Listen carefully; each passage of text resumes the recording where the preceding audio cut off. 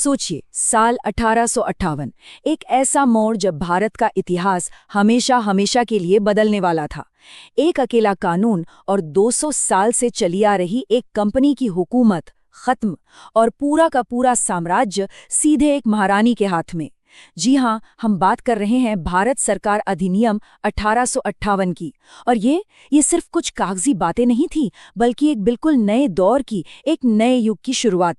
तो चलिए जरा इस ऐतिहासिक दस्तावेज पर एक नजर डालते हैं। देखिए, यही वो एक्ट था जिसने भारत पर शासन का पूरा तरीका ही बदल कर रख दिया।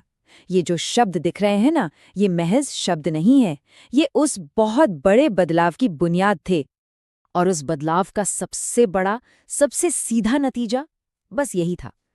ईस्ट इंडिया कंपनी का राज खत्म, एक झटके में। सोचिए, लगभग 200 साल का शासन समाप्त। ये अपने आप में ही कितना बड़ा बयान है ना? इसी से इस एक्ट के असर का अंदाजा लगाया जा सकता है।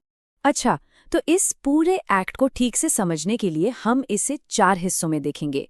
सबसे पहले बात करेंगे कि ये पावर ट्रांसफर आखिर हुआ कैसे। फिर देखेंगे कि गवर्नेंस का नया स्ट्रक्चर क्या था। इसके बाद समझेंगे कि लंदन से भारत पर कंट्रोल को और कैसे टाइट किया गया।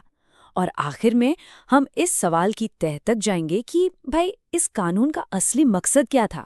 तो चलिए शुरू करते हैं पहले पॉइंट से, सत्ता का हस्तांतरण।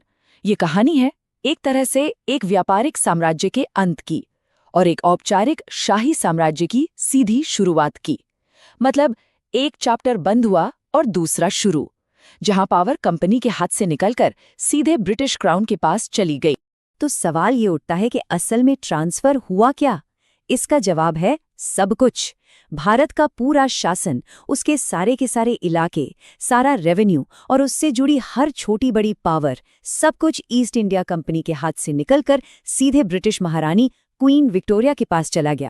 अब देखिए, जब सत्ता बदलती है तो ढांचा भी बदलता है।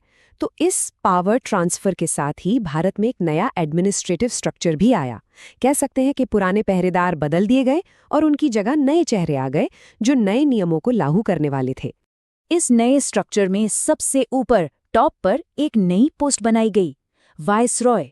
और ये कोई मामूली गवर्नर नहीं था, नहीं, ये तो भारत में सीधे सीधे ब्रिटिश क्राउन का उनका पर्सनल और डायरेक्ट रिप्रेजेंटेटिव था। तो बस जो गवर्नर जनरल का टाइटल था उसे बदल कर दिया गया वाइसरॉय ऑफ इंडिया। और भारत के पहले वाइसरॉय कौन बने? Lord Canning. इस तरह एक टाइटल का बदलाव एक इंसान के जरिए हकीकत बन गया। और हाँ, एक और बहुत बड़ा बदलाव हुआ। इस एक्ट ने कंपनी की वो जो बड़ी उलझी हुई डुअल गवर्नमेंट वाली व्यवस्था थी ना, उसे भी खत्म कर दिया। मतलब वो बोर्ड ऑफ कंट्रोल और कोर्ट ऑफ डायरेक्टर्स वाला सारा कंफ्यूजन खत्म। अब सब कुछ साफ था। भारत पर होगा सीधा शासन, जिसका पावर सेंटर सिर्फ एक होगा। लेकिन रुकिए, ये कंट्रोल सिर्फ भारत के अंदर नहीं बदला था। असली खेल तो लंदन में भी चल रहा था। वहां भारत के मामलों को संभालने के लिए एक पूरी की पूरी नई एडमिनिस्ट्रेटिव मशीनरी तैयार की गई। मकसद, पकड़ को और भी ज्यादा मजबूत करना।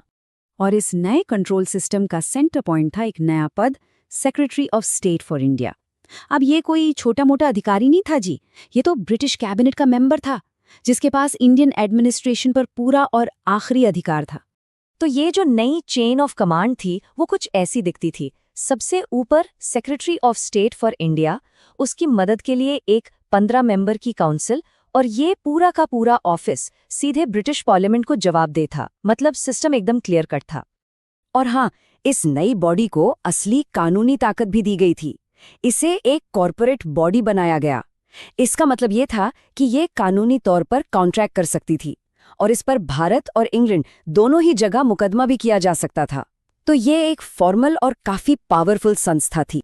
और अब हम आते हैं अपने आखिरी और शायद सबसे जरूरी सवाल पर कि आखिर इस कानून का, इसका असली मकसद क्या था? क्या ये वाकई कोई सुधार लाने के लिए था या फिर बस कंट्रोल को और मजबूत करने का एक नया तरीका था? दिलचस्प बात यह है कि इस सवाल का जवाब हमें हमारे सोर्स में ही मिलता है। साफ साफ लिखा है कि 1858 के कानून का मेन मकसद एडमिनिस्ट्रेटिव मशीनरी में सुधार करना था।